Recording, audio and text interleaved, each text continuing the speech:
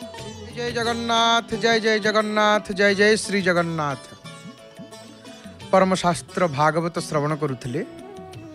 आज श्रीमद् भागवत अष्टम स्कंध 20 अध्याय रे आपण माने श्रवण करुथिले।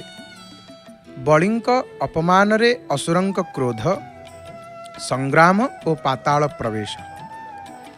भगवान वामनंकर विश्वरूप संदर्शन करी ब्रह्मा एवं शिव भय कले एवं तांको पाखकु आसिकरी प्रणाम कले। देवतागण एवं मुनिगण मध्य वामन भगवान को प्रणति जणाई स्तुति कले। वामन आउ एक पाद शून्य को उत्तोलन कले। विश्व ब्रह्मांड कंपीगला से शब्द रे।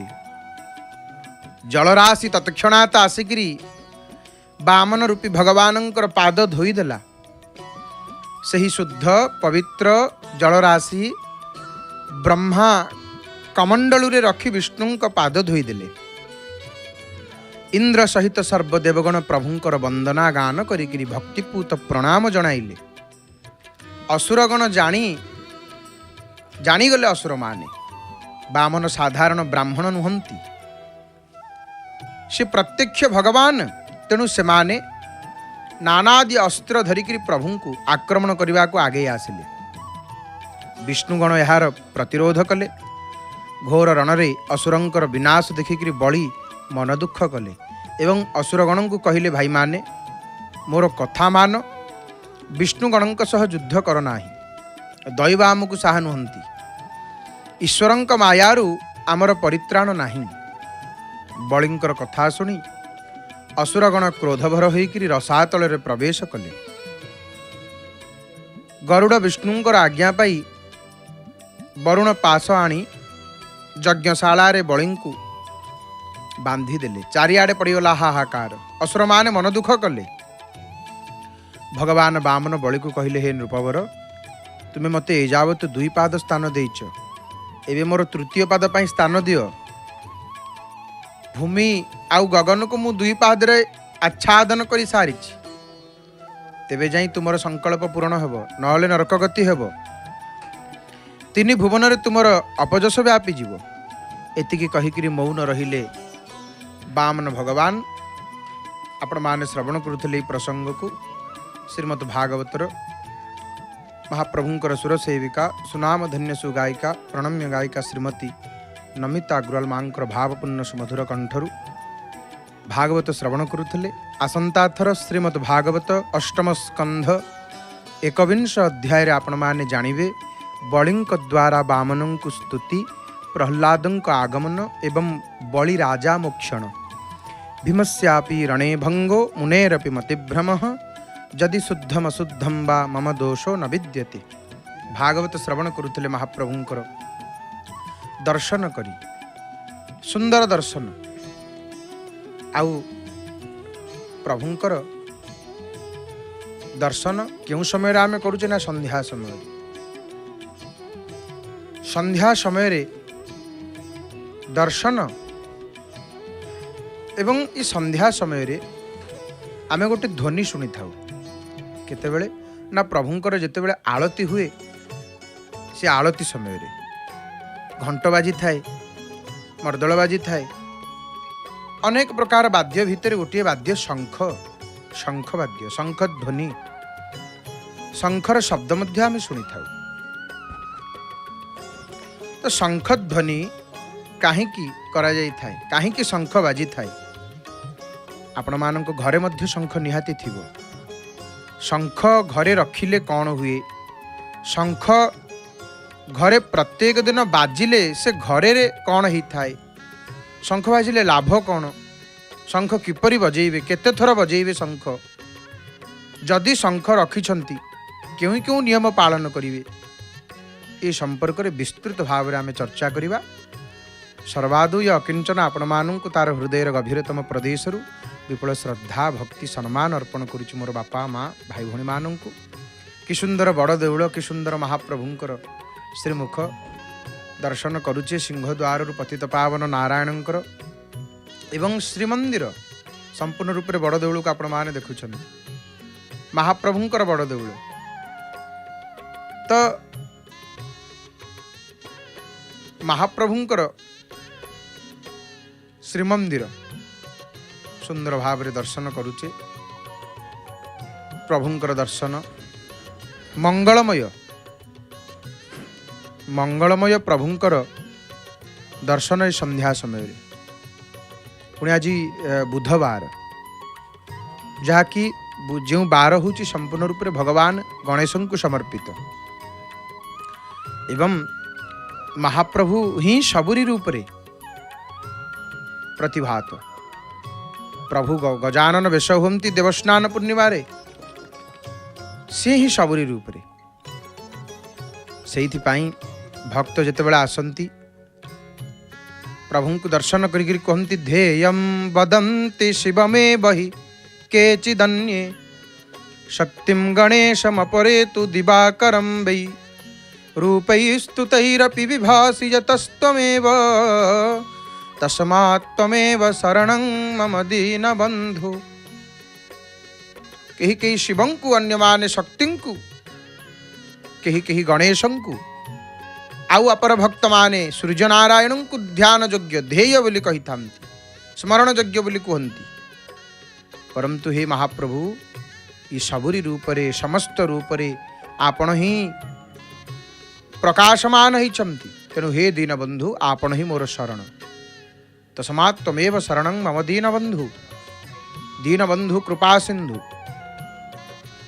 भगवान श्री जगन्नाथ महाप्रभु श्री जगन्नाथ एपटे प्रभुंकर आनंद बजार आड़े आसिले एपटे स्नान मंडप आउ टिके देखंतु स्नान मंडप संपूर्ण रूप से दृश्यमान हेले। स्नान मंडप रे केते भिड़ भक्त माने एठी स्नान मंडप उपरे बसिचंती छिड़ा होइचंती प्रभुंकर से जो आसन जो बैठी ताकू प्रणाम करुचंती मथा लगेगी प्रणाम करुचंती। हे महाप्रभु हे करुणा वरुणालय हे मायाधर यही भाव रे प्रभु पाखरे अछंती बड़देउल भितर अछंती बड़देउल भितर रहीकि बड़दाण्ड को दर्शन करिवार स्थान होची आनंद बजार स्नान मंडप। बड़देउल भितर थिबे श्रीमंदिर बाहर दृश्य को मध्य देखि पारिबे अर्थात बड़दाण्ड को देखि पारिबे जो स्थान से स्थान होची आनंद बजार स्नान मंडप। महाप्रभुंकर सुंदर दर्शन प्रभुंकर दर्शन करी भक्त माने आनंदित ही जानती कारण आखि व्याकुल होकर थाए महाप्रभु को चाहिए प्रभु को टिके देखा सुंदर भाव में बड़दाण्ड ये संध्या समय आउ ये संध्या समय एपरी एक समय जो समय को माने अति गुरुत्व दि जाइए आमर परंपरा रे। संध्या दर्शन बोली गोटे दर्शन अच्छी संध्या समय शंखध्वनि कहीं बाजे संध्या समय कहीं आलती कराए आपण मैंने अनेक थर शुणी संध्या समय विषय संध्या समय महिमा कौन आमर शास्त्र बड़ सुंदर भाव में गोटे कथा कहले संध्या समय जितेबले कथा आसी आमर शास्त्र रे संध्या समय को माने बहुत गुरुत्व दि जाइए। गुंडीचा मंदिर रे महाप्रभु जितेबले थांती विराजित होइथिबा समय रे आषाढ़ शुक्ल पक्ष नवमी तिथि एक विशेष तिथि आउ से तिथि रे गुंडीचा मंदिर वेदी उपरे जगन्नाथ महाप्रभुंकर जो शेष दर्शन को से दर्शन को संध्या दर्शन बोली मध्य कह जाता है एवं यही संध्या दर्शन पर बहु जन समागम होता है बहुत भीड़ होता है। संध्या समय श्री जगन्नाथंकर दर्शन लाभ कर निजक धन्य मन करती भक्त मान एवं अनंत फल प्राप्ति हुए बोली गोटे जनश्रुति रही संध्या दर्शन कले। संध्या दर्शन कौन संध्या समय कौन संध्या क्या कह जाए धीरे धीरे संज नई नई जाऊँ दिवस अपसरी जाउचंती, दिन सरी सरी जाउची, संध्या रात्रिर आगमन संधिक्षण ये दिवस एवं रात्रिर अरुण स्तंभ को दर्शन करुचंती आपण माने। अरुण स्तंभ दुईटी स्तंभ, गोटे अरुण स्तंभ गोटे गरुड़ स्तंभ। शिव मंदिर रे आमे आ गोटे स्तंभ को देखू जो स्तंभ पर वृषभ विद्यमान रही थांती, ठीक प्रभुंकर सम्मुख रे ताकू धर्मस्तंभ बोली मध्य कह जाई थाए। सुदर्शन महाराज मध्य स्तंभाकृति रे एठी अछंती प्रभुंक पाखरे, एठी आनंद बजार ये प्राप्तिर पुलकर आनंद बजार जोठी कौन हुए कि ना आनंद बिका किना हुए, आनंद बिका किना हुए एठी। आहा हे महाप्रभु हस हस मुख चंद, हस हस मुह देखंतु प्रभुंकर, कि मुख कि सुंदर मुख प्रभुंकर। प्रभु की सुंदर दिश बसी रत्न सिंहासन पापी माने तरीगले करितब दर्शन। आपणकर दर्शन करी पापी माने तरी जानती, केवल आपण को चाही देले पाप नष्ट ही जाए। तो आपण एटी देखुछंती ये मंगू मठ, मंगू मठ, मंगू मठर मंदिर आपण देखुछंती। एठी मध्य जहाँकि मठ सहित गुरु नानकंकर श्री नानकंकर मध्य संपर्क। एठी भक्त मान आलती दर्शन करुथले, आलती संपन्न परे परे आलती नौचंती। आघ्राणं मुक्तिदः तस्यात् नित्यम। मंगू मठ पूरा श्रीमंदिर सम्मुख रे मंगू मठ। तो जो कथा आम चर्चा करुथले संध्या समय रे, संध्या समय विषय रे, कहीं संध्या समय को आमर साधक माने, आत्मद्रष्टा माने, जोगी माने, ज्ञानी माने, आमर गुरुजन माने अत्यंत माने अत्यधिक गुरुत्व देइछन्ति संध्या समय को। कहीं संध्या समय संध्यार रहस्य कौन? आमर देखंतु संध्या शब्दर गोटे साधारण अर्थ होची कौन? दिवस और रात्रिर संधिक्षण, दिन और रातिर संधिक्षण। एटी रोसई घर, महाप्रभुंकर रोष घर पटर दर्शन देखिले केड़ बड़ रोष घर प्रभुंकर। नीति एठी केते रोसई होउची। लक्ष्मी शांतानी सुना चटू धरिकिरी महाप्रभुंक पाई एठी नित्य पाक करी थांती अन्न को। एठी रंधन कार्य माँ ठाकुराणी माँ शांतानी करती। विशाल बड़देउल प्रभुंकर महाप्रभु भोजन करिवे, माँ शांताणी पाक करिवे, माँ शांताणी पाक करिवे, माँ शांताणी पाक करी थांती एठी। एवं आउ जेतेबेले प्रभु से भोजन करंती, नीलाद्र भुंजन महाप्रभु तो एठी भोजन करुचंती ना। प्रभुंकर से अवशेषान्न को भक्त मान पाई थांती। महोदधि कूल प्रभु बसिक की लीला लगे से लीला महिमा देवे अगोचर, काहू जानिबे मानव, जहांक महिमा अंत न पांति किंचित ब्रह्मा शिव। प्रभु एठी तांकर लीला करुचंती। तो संध्या समय कहले कौन? दिवस रात्रिर संधिक्षण को संध्या बोली कहती नहीं कि प्रातः संध्या, सायांग संध्या एवं मध्याह्न को मिसेले लोके त्रिसंध्या बोली कहती। आहा माँ शांताणी, लक्ष्मी शांताणी, तोरण लक्ष्मी कि कहिबी मागो तब जस जहांकर पति जगदीश। मागो कृपामयी, कृपामयी भगवती माँ को कथा कहते। माँ शांताणी ये पाक करती रंधन कार्य। माँ सब प्रभु मोर पाइबे ना प्रसाद, भोग भोग पाइबे महाप्रभु। माँ सुना चटू धरिकी निजे पाक करती। आ महाप्रभुंकर सुवार सेवक होती लक्ष्मींकर स्वरूप। ये देखु सिंहद्वार केमती किपरि भाव में भक्त दुई हाथ को ऊपर को तोली दे प्रणाम करुचंती। आहा महाप्रभुंकर तो सुंदर श्रीमुख, एपटे पतित पावनंकर मुख को देखंतु केड़े सुंदर मुख प्रभुंकर। ए मुख दर्शने सकल सुख। हस हस मुख चंद झरु अछि मकरंद, से अमृत पाई भक्त हेबे उद्धार। देखी मंगल आळती करुथिबी तब स्तुति, गरुड़ पछरे थाई करी जुहार। हे महाप्रभु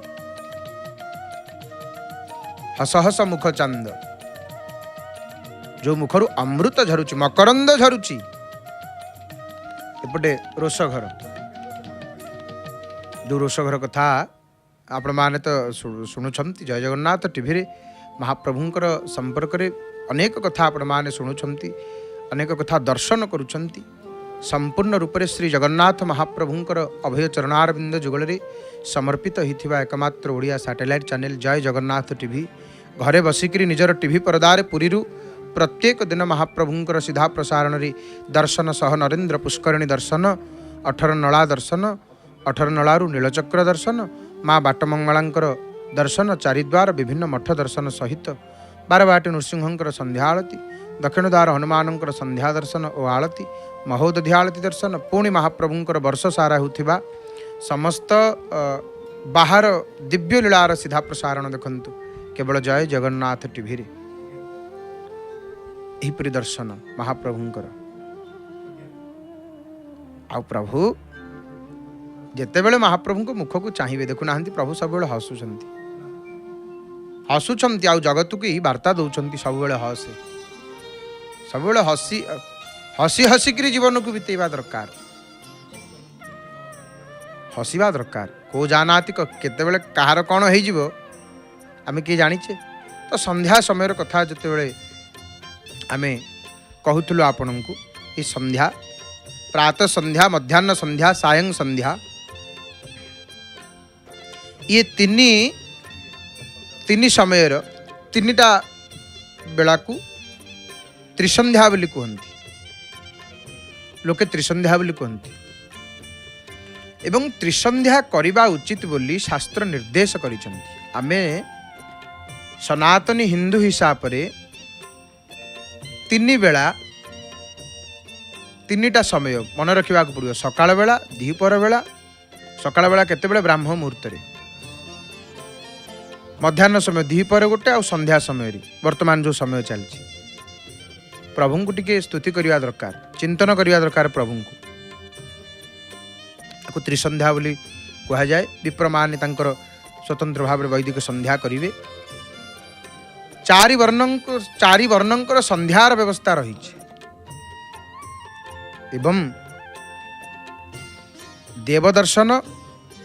देवदर्शन साधना पई प्रकृष्ट समय बोली कहते शास्त्र।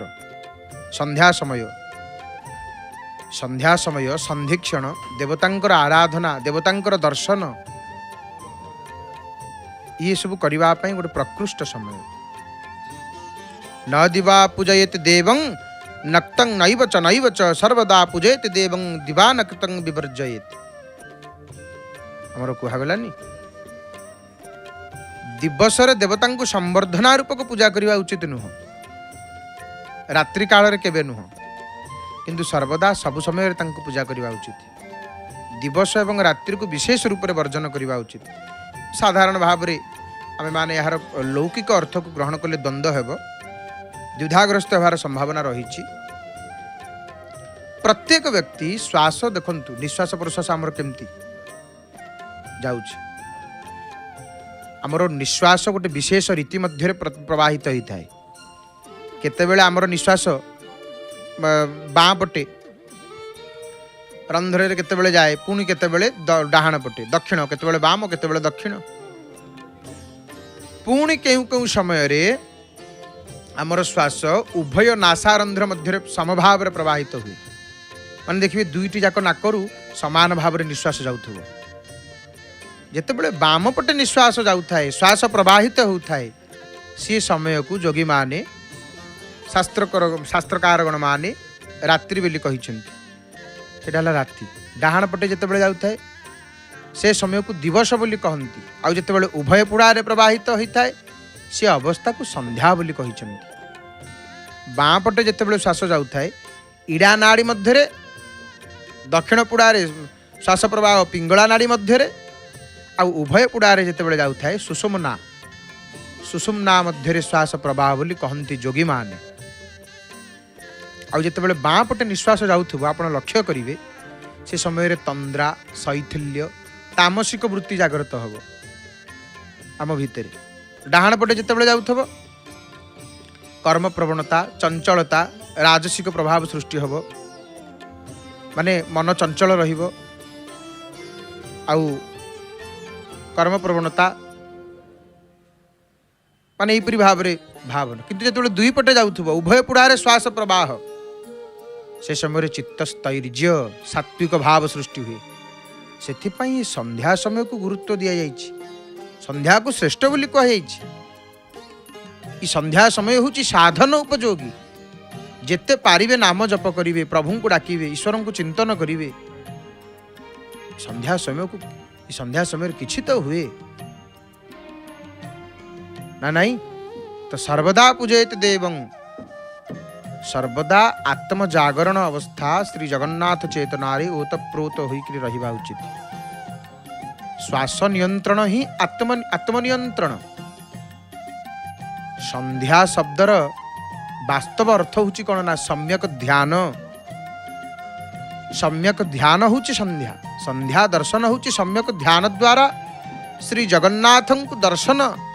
ଜଗନ୍ନାଥଙ୍କୁ ଦର୍ଶନ କରିବାକୁ ଗଲାବେଳେ ସାଧାରଣତଃ ବହୁ ଆରତୀ ଭାବରେ ଯାଆନ୍ତି, କେହି ଅର୍ଥାର୍ଥୀ ଭାବରେ ଯାଆନ୍ତି, ଶ୍ରୀ ଜଗନ୍ନାଥଙ୍କୁ ଆରାଧନା କରିଥାନ୍ତି। ମାତ୍ର ଜିଜ୍ଞାସୁ ଏବଂ ଜ୍ଞାନୀମାନଙ୍କର ଭକ୍ତି ବିଶେଷ ଧରଣର।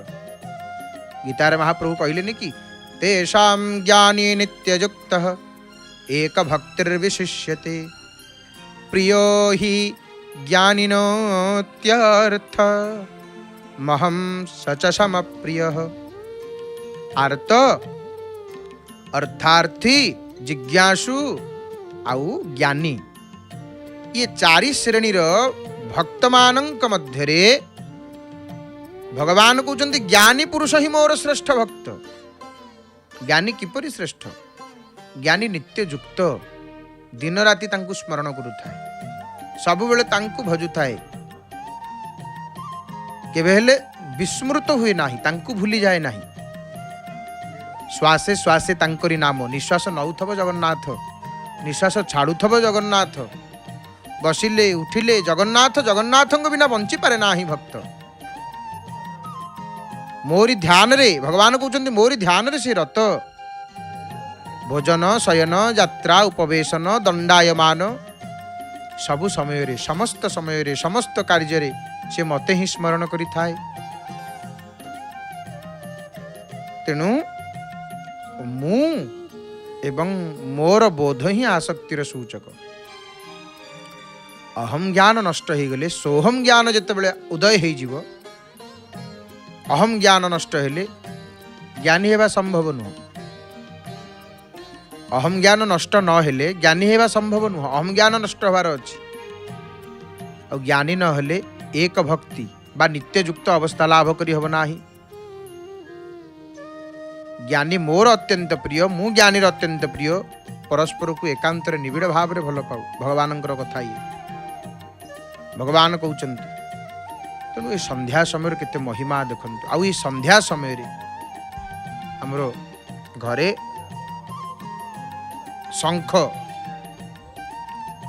ଶଙ୍ଖ ବାଜିଥାଏ। କିନ୍ତୁ ଶଙ୍ଖ କାହିଁକି ବାଜିଥାଏ? ଶଙ୍ଖ କ'ଣ ପାଇଁ ଆମ ଘରେ ଆମେ ସନ୍ଧ୍ୟା ସମୟରେ ବଜେଇଥାଉ? କାହିଁକି? ଏହାର କାରଣ କ'ଣ? ଆମ ସନାତନ ଧର୍ମରେ ଯାହା ବି ଯେତେ କଥା ଅଛି, ଇଏ ସବୁର ବହୁତ ଗୁଢ଼ ରହସ୍ୟ ରହିଛି। ବୈଜ୍ଞାନିକ କାରଣ ମଧ୍ୟ ରହିଛି। ବୈଜ୍ଞାନିକ କାରଣ ଯଦି ଆମେ ବୁଝିଯିବା ଆଶ୍ଚର୍ଯ୍ୟ ହେଇଯିବା। जे लक्ष लक्ष वर्ष पूर्व आम मुनि ऋषि मैंने एक कथा को केमती जानिले जहाँकि आजिकार आधुनिक विज्ञान वर्तमान एक कथा आमको कहूँ। संध्या समय कहीं शंख बाजे, शंख बाजिवा द्वारा कौन लाभ होता है? संध्या समय रो महात्म्य आपण माने शुणुथिले तो शंख कहीं बजाती, शंख बजेला आमर लाभ कौन? अनेक लाभ रही। संध्या समय आमर घरे शंख बजेबार माने बहुत अनेक धार्मिक कारण रही, वैज्ञानिक कारण मध्य रही। देखंतु सर्वप्रथमे शंखरु जो ध्वनि निर्गत हुए, शंखरु जो ध्वनि निर्गत हुए से ध्वनि रे से एते ऊर्जा से एते शक्ति रही जे आम घरे थिबा नकारात्मक ऊर्जा को दूर कर दिए शंख ध्वनि। आउ नकारात्मक ऊर्जा जो पूर्वर रही थाए नेगेटिव एनर्जी बोली आमे कहूची, तो से शंखरु निर्गत होथबा जो पवित्र ध्वनि सर्वप्रथमे से नकारात्मक ऊर्जा को नष्ट कर दियंती। तापरे शंखरु सर्वदा गोटे सकारात्मक ऊर्जा से ध्वनि माध्यम रे प्रवाहित हुए आम घर भीतर। एवं शंखनादरे देखंतु शंखनादरे देवतांकर मध्य आवाहन होता है, देवता माने मध्य आसंती। शंख ध्वनि शंखरु जो ध्वनि कौन? शंख ध्वनि ओम, शंख ध्वनि ओम शब्द उच्चारित हुए। आपण घंट बजाऊ नांती, घंटरु मध्य ओम, शंखरु ओम, ओम ही ओमकार ध्वनि, कारण ओम होचंती आदि, ओम ही सबु किछि। तेणु शंख ध्वनि जेतेबेले घरे करा जाए देवता मानक मध्य शंख माध्यम रे आवाहन करा जाय थाए। आमर जी कुल देवता इष्ट देवता ई शंख ध्वनि माध्यम रे देवता को आवाहन करा जाए। ओ देखंतु शंख पूजा पाठ आमर पूर्ण करि थाए। शंख दुईटी शंख आमे घरे रखि थाउ, गोटे शंख आमे पूजा घरे रखि थाउ देवतांकर आचमन पई बैठी उपरे, आउ गोटे शंख आमे फुंकीवा पई बजेइवा पई ता धुरु जो ध्वनि बाहरे से शंख, दुईटी शंख आमे घरे रखिबा उचित। एवं शंख जेतेबेले बजेइवा पूर्वरु धोइबा दरकार, बजेइ सारिबा परे पुनः धोइकरी रखिबे शंख को, शंख को प्रक्षालन करिक रखिबे, सेमती उच्चिष्ट मुखरे रखिबेनी। आउ शंख काहींकी संध्या समय शंख ध्वनि काहींकी करा जाए ना? देखंतु धार्मिक कारण होची कौन? शंख होची देवतांकर कौन की प्रतीक बोली मानिछंती शंख। एवं शंखनाद घरे हवा द्वारा जो घरे प्रत्येक दिन शंख बाजुथबो से घरे सुख थिबो, शांति थिबो। शत्रु तो देखंतु आमे तो अजात शत्रुभ कहीं नुह, संसार भितर अच्छे माने आमर शत्रु अछंती। आउ गोटे जदि प्रत्येक दिन शंख ध्वनि घरे करा जाए शत्रु थिले मध्य से किछि क्षति करि परिबेनी। शत्रु तो रहिबे, किंतु शंख ध्वनि जो घरे प्रत्येक दिन हेउथाए शत्रु से घर लोकंर केही किछि करि परिबेनी। पछरे तो कहिबे लोक, तो संसार पछरे लोक कहिबे, आगे कौन किए कहती कि पछरे कहिबे, चक्रांत करिवे, ई संसार परा। किंतु जो घरे प्रत्येक दिन शंख ध्वनि होउथाए, केउ शंख आनिबे ना दक्षिणावर्ती शंख, से शंख ध्वनि करिवे घरे। एवं ଶଙ୍ଖଧ୍ୱନି ହେଲେ ଶତ୍ରୁମାନେ ମଧ୍ୟ କୌଣସି କ୍ଷତି କରିପାରନ୍ତି ନାହିଁ। ଶଙ୍ଖନାଦରେ ପ୍ରତ୍ୟେକ ଦିନ ଯଦି ଘରେ ଶଙ୍ଖନାଦ ହେଉଥିବ, ଘରେ ଗୋଟେ ସୁଖ ଶାନ୍ତିର ଆଗମନ ହେବ, ଘରେ ସୁଖ ଶାନ୍ତିର ଆଗମନ ହେବ। ଏବଂ ଶଙ୍ଖ ବଜେଇବା ଦ୍ୱାରା ଘର ଭିତରୁ ଆମର ସବୁ ଯେଉଁ ନକାରାତ୍ମକ ଉର୍ଜା ସେ ସବୁ ଦୂର ହୋଇଯାଇଥାନ୍ତି। ସକାରାତ୍ମକ ଉର୍ଜା ପଜିଟିଭ ଏନର୍ଜି ବୃଦ୍ଧି ପାଇଥାଏ ଆମ ଘରେ। ଏଠି ଦେଖନ୍ତୁ ପୂଜା ପଣ୍ଡା ସାମନ୍ତ ମହାଭାଗ ଆସିକିରି ସନ୍ନିଧିରେ ପ୍ରଭୁଙ୍କର ଉପସ୍ଥିତ ହେଲେଣି। ଏବଂ ଦେଖନ୍ତୁ ଶଙ୍ଖନାଦକୁ ଦେବତାଙ୍କର ଆହ୍ୱାନ ବୋଲି ମଧ୍ୟ ମାନିଛନ୍ତି ଆମର ମୁନି ଋଷିମାନେ। ଆଉ ଗୋଟେ ଜାଣନ୍ତି, ଶଙ୍ଖରୁ ଯେଉଁ ଧ୍ୱନି ନିର୍ଗତ ହୁଏ, ଶଙ୍ଖରୁ ସେ ଶଙ୍ଖ ଧ୍ୱନି ବାତାବରଣକୁ ମଧ୍ୟ ଶୁଦ୍ଧ କରିଥାଏ। ଶଙ୍ଖର ଧ୍ୱନି ରୋଗ ପ୍ରତିରୋଧକ ଶକ୍ତି ମଧ୍ୟ ବଢ଼େଇଥାଏ। ପ୍ରମାଣିତ ସିଦ୍ଧ ଇଏ ଆଧୁନିକ ବିଜ୍ଞାନ ଦ୍ୱାରା ଶଙ୍ଖର କେତେ ଫାଇଦା।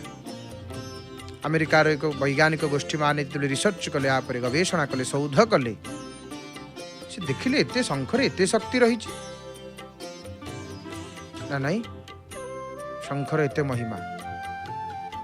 ଏବଂ ଶଙ୍ଖ ବଜେଇବା ଦ୍ୱାରା ବା ଶଙ୍ଖଧ୍ୱନି ଶ୍ରବ ଶୁଣିଲେ, କାନରେ ପଡ଼ିଲେ ଯେଉଁ ମାନସିକ ଚିନ୍ତା କମ ହୋଇଥାଏ। ଏବଂ ଆଉ କ'ଣ, ଯେଉଁ ଆଜିକାଲିର ଯେଉଁ ରୋଗ, କେଉଁ ରୋଗ ନା ବ୍ଲଡ ପ୍ରେସର ବୋଲି ଆମେ କହୁଛେ, ଉଚ୍ଚ ରକ୍ତଚାପ ବ୍ଲଡ ପ୍ରେସର ମଧ୍ୟ କମି ଯାଇଥାଏ। ଶଙ୍ଖରେ ଏତେ ଲାଭ ରହିଛି। ଆଉ ବିଶେଷ କରି ସନ୍ଧ୍ୟା ସମୟ ବିଶେଷ ରୂପରେ ପୂଜା ପୂର୍ବରୁ ଯେତେବେଳେ ସଞ୍ଜ ଦବା, ଗୋଡ଼ ହାତ ଧୋଇକିରି ଭଲ ଭାବରେ ପୂର୍ବାଭିମୁଖ ହେଇକିରି, ନହେଲେ ଉତ୍ତରାଭିମୁଖ ହେଇକିରି, ମାନେ ପୂର୍ବକୁ ମୁହଁ କରି ବା ଉତ୍ତରକୁ ମୁଖ କରି ଆମେ ଶଙ୍ଖକୁ ବଜେଇବା। କେତେ ଥର ବଜେଇବା? 3 ଥର।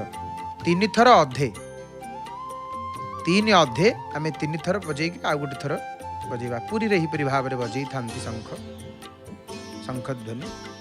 ଭିନ୍ନ ଭିନ୍ନ ରହିଥିଲେ ମଧ୍ୟ ଶଙ୍ଖଧ୍ୱନି ବହୁତ ଉପକାର। ପ୍ରଭୁ ଏପଟେ ଦେଖନ୍ତୁ ବେଶ ହେଲେଣି।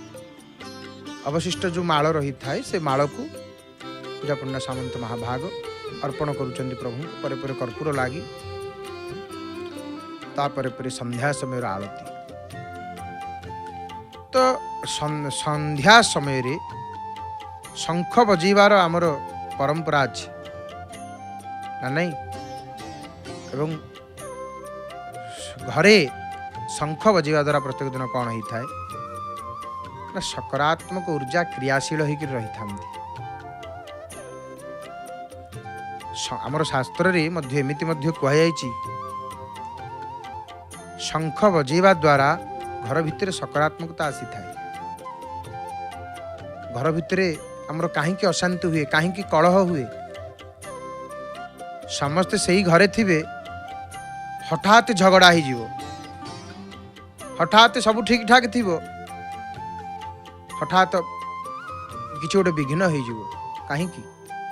ଏସବୁ ନକାରାତ୍ମକ ଉର୍ଜା ମାନେ ଏସବୁ ଉପଦ୍ରବ କରାନ୍ତି ଘରେ। ଏ କଥାକୁ ମାନିବେ, ନିଶ୍ଚିତ ଭାବରେ ଅସ୍ୱୀକାର କରିପାରିବେ ନାହିଁ। କେତେବେଳେ କ'ଣ ହେବ ଆମ ହାତରେ ନାହିଁ। ତେଣୁ ଏଇସବୁ କଥା ଆମର ଗୁରୁଜନ ମାନେ ଆମକୁ କହିକିରି ଯାଇଛନ୍ତି ଯେ ଶଙ୍ଖ ବଜା ଘରେ ପ୍ରତ୍ୟେକ ଦିନ। କାହିଁକି? ସେମାନେ ଭଲ ଭାବରେ ଜାଣିଛନ୍ତି। ଏବଂ ଏହା ଛଡ଼ା ଦେଖନ୍ତୁ, ଶଙ୍ଖ ବଜେଇବା ଦ୍ୱାରା ଦେବତାମାନେ ପ୍ରସନ୍ନ ହେଇଯାନ୍ତି ଏବଂ ଜୀବନରେ ସଫଳତା ଆସିଥାଏ। ଶଙ୍ଖ ବଜେଇକିରି ଦେଖନ୍ତୁ, ଶାନ୍ତି। ଆମେ କ'ଣ ଚାହୁଁଛେ? ଶାନ୍ତି ଚାହୁଁଛେ ନା ନାଇଁ? ଆଉ ସବୁ ଥିବ, ଶାନ୍ତି ନଥିବ, ସେ ଜୀବନ ଥାଇକିରି ଲାଭ କ'ଣ? ଘର ଥିବ, ସୁନ୍ଦର ଘର ଥିବ, ରାଜପ୍ରାସାଦ ଥିବ, ପିନ୍ଧିବା ପାଇଁ ଭଲ ଭଲ ବସ୍ତ୍ର ଥିବ, ଆଭୂଷଣ ଥିବ, ବୁଲିବା ପାଇଁ ଯାନବାହନ ଭଲ ଭଲ ଗାଡ଼ି ଥିବ, ଅପର୍ଯ୍ୟାପ୍ତ ଅର୍ଥ ଥିବ, ଗଦା ପୁଳେ ପଇସା ଅର୍ଥ ଥିବ, किंतु शांति नथिबो ठीक से जीवन शांति नहीं शांति रे भोजन टिके नहीं शांति रे शयन नहीं निद्रा नहीं से जीवन था कि लाभ कौन किंतु शांति थिबा दरकार ना नहीं दिने जड़े राजा युद्ध करने जो मार्ग जाऊँगी गोटे भिक्षुकटी पलि आसला महाराज महाराज मत कि भिक्षा दिंतु महाराज मध्य युद्ध को जाऊँगी सैन्य मान अच्छा समस्ते अच्छा महाराज कहला अच्छा तू राजा आगे भिक मागुचु आज राजा तोते एमती देदेवे गोटे कौन जिनिस तू सारा जीवन बसिक खाइबु तोर किसी दरकार ना महाराज कौन कले तांकर गलारू पिंधि निजे परिधान करिथिबा बहुमूल्य हीरा खर्चित हारटीए आभूषणटीए काढ़िकी से भिक्षुक को देदेले भिकारी धरिला से हारटी को भारी खुशी हो गला भारी खुशी होगी राजा पलैले राजा जाऊँच युद्धपाई भिक्षुकटीए खुशी होकर सीना नहीं गला किंतु सी जो नहीं घर को गला कहला मु तो एक भिक्षुकटीए मुझे नहीं कौटी बिकिबी जोटी बिकी मत चोर बोली कहे हाउ रखि सेमती गराखटिया आसला आम ताक बिकवा से कौन कला भिक्षुकटीए रात्र समय ताक निद होलानी कहीं बहुमूल्य हीरार हार ये आकु रखी काले किए नहीं हरण करदेव जगिकी रहिला एमती 7 राति बीतीगला से शोईनी 7 दिन है से शोईनी से लोक राजा आसिले युद्ध सारिकी पुणी जाइकरी से भिक्षुक छिड़ा ही गला महाराज महाराज लीजिए पकड़िए ना क्या हुआ ना महाराज जी आए प्रभु मणिमा मु शांति टिके शोई पारुथली ना हाँ कौन होईची ना आपण जेबेठु ये हार देलेनी मत आखिरे निद नाही सोना सोना हराम कर देती है मु सोई पारुथली किंतु सोई पारु नाही तेणु देखंतु अर्थ अर्थम अनर्थम भावय नित्यम अर्थ सब अनर्थर कारण मु शांति तो टिके शोई पारुथली किंतु जेबेठु आपण मते हार देलेनी चोरीर भय रोची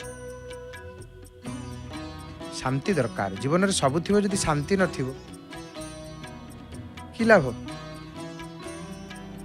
आउ जो हीरा सुना पछरा आमे दौड़ुचे प्रकृत हीरा किए प्रकृत सुना किए जगन्नाथ नाम गोटी हीरक समान हृदय सिंधु के ताकू रखी थारे धन महाप्रभु को नाम होची प्रकृत हीरा से हीरा को हृदय सिंधु करे ताला पकईकि रखिबा जगन्नाथ नाम गोटी माणी कर माली गोटी गोटी गोटी धरी जपु थारे धन माणी जगन्नाथ नाम गोटी मुकुतार हार पकाई रखरे ताकू कंठरे तोहर जगन्नाथ नाम गोटी शीतल चंदन पाप ताप भरा मने मलय पवन प्रकृत धन बहुमूल्य धन कोटा जगन्नाथ नाम गोटी